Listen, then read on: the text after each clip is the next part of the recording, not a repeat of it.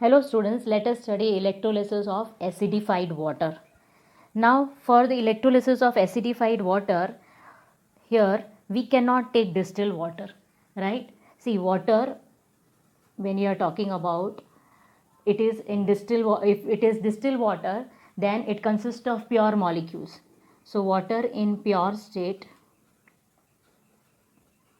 and other normal water, when you are talking about mineral water, the water which we are using it in our daily life will contain lot of minerals.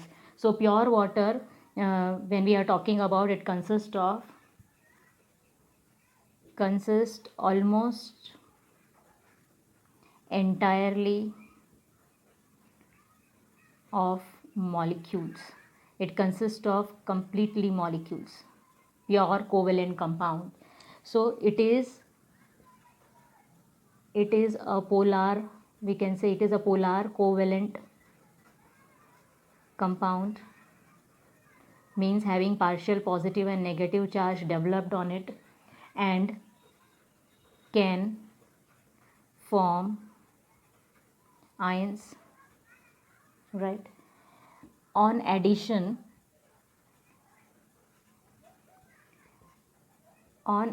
of traces of dilute sulfuric acid,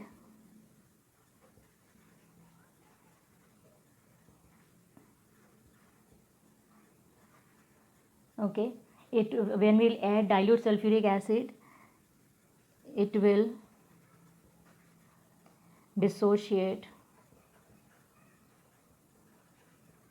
as hydrogen ion, okay, and sulfate ions. So sulfuric acid will dissociate into H plus ions and sulfate ions, and help in dissociating, sulfuric acid will help in dissociating water into H plus ions and OH minus ions, as water being a polar solvent.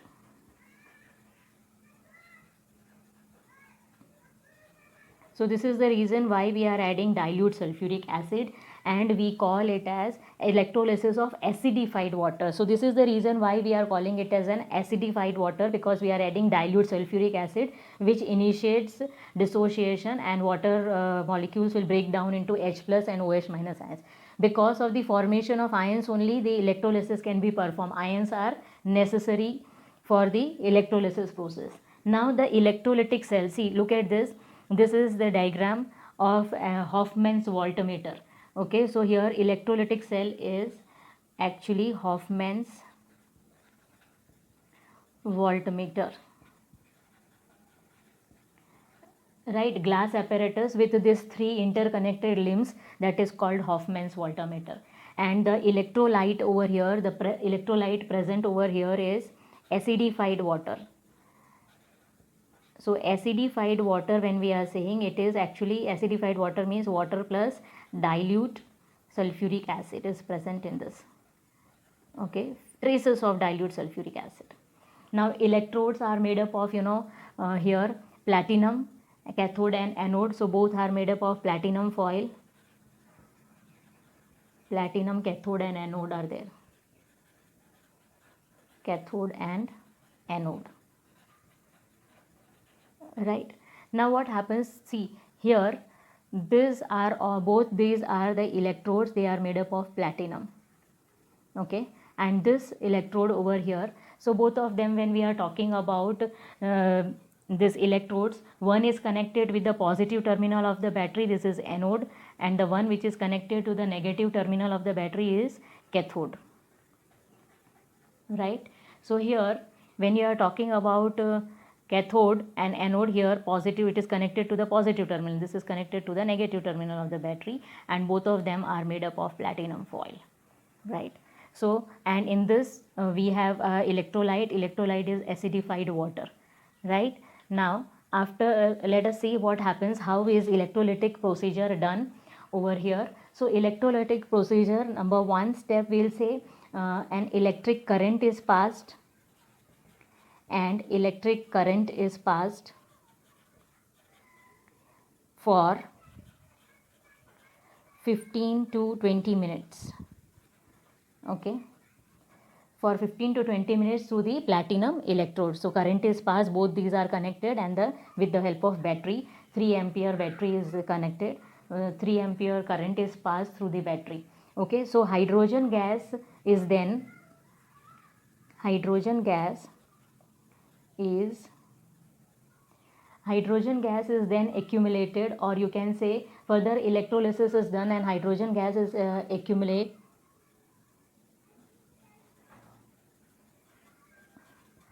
accumulated in the cathodic limb.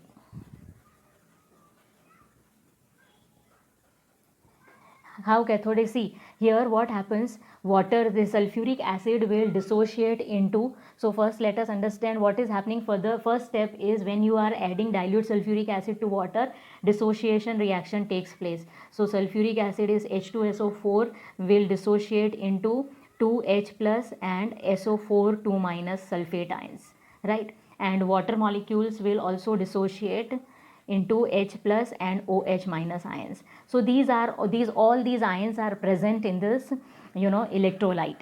Now what happens, as soon as you connect the battery, all H plus ions will move towards cathode, and this OH minus ions will move towards anode. Now here hydrogen gas we are saying, so what happens, this H plus ions, as cathode always reduction takes place, and this H plus ions gain one electron and will become H, but we know that H is not stable, so H combines with another H atom and hydrogen gas is formed, and this hydrogen gas is getting collected at cathode. So here hydrogen gas is accumulated in the cathodic limb, and we will say oxygen gas is accumulated in the anodic limb.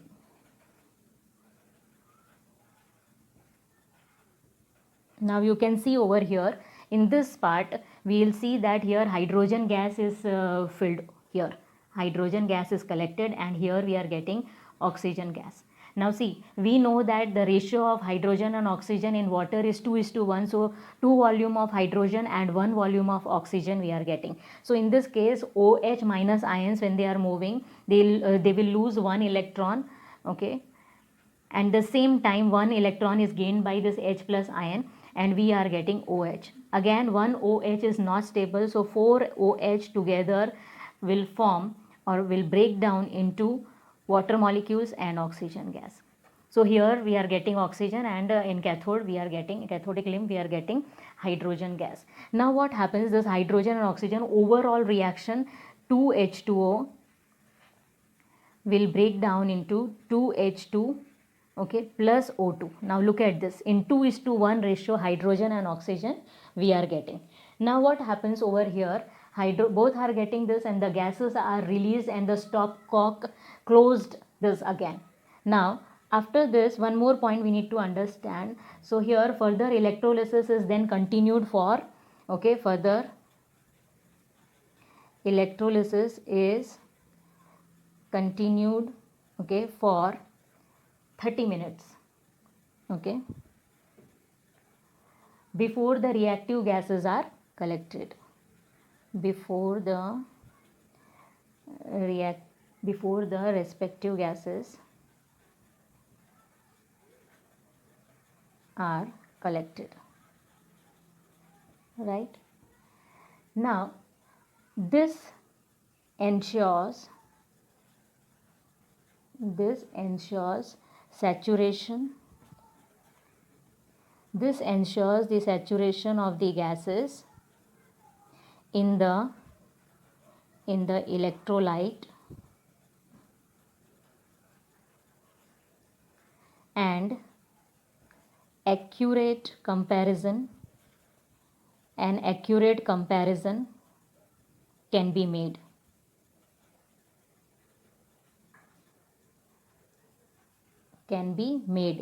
Since the solubility of oxygen and hydrogen differs from that of hydrogen. So this is the reason that is the reason why we are doing all these things. Now one more point we need to understand here, the dilute sulfuric acid is preferred to dilute nitric acid, means over here we added dilute sulfuric acid to acidified water.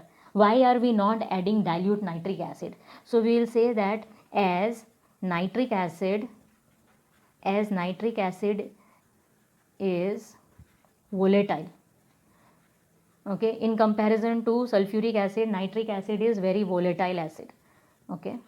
So nitric acid is a volatile acid, may decompose,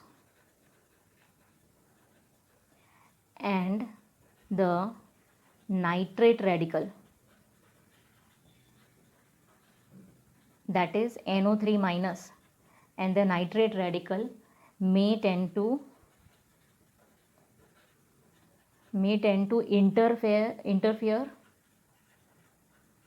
with the electrolytic reaction.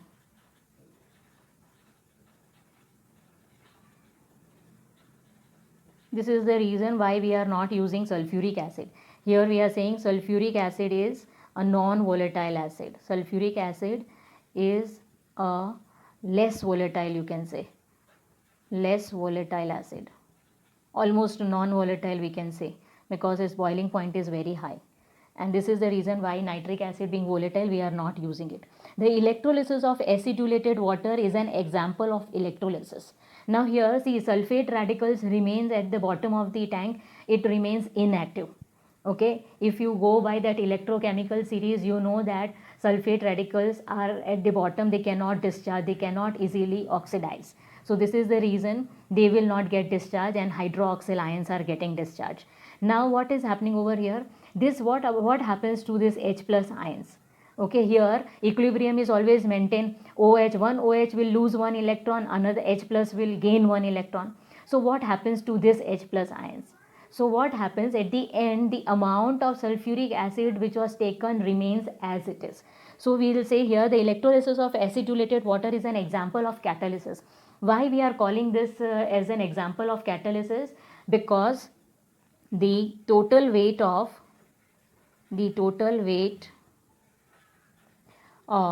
sulfuric acid remains constant. It will not change, it will not take part in the reaction, remains constant, as it is the hydrogen ions and hydroxyl ions that are discharged.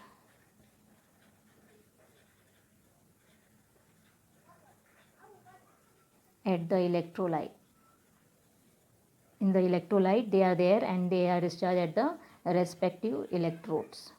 So this is the reason why we are calling this as an example of catalysis. The total weight of sulfuric acid remains same at the end also. Why? Because here this will lose one electron, this will gain one electron, equilibrium is maintained. So who will give electron to this H plus ions, and as such sulfate ions are not taking part in the reaction. Thank you students.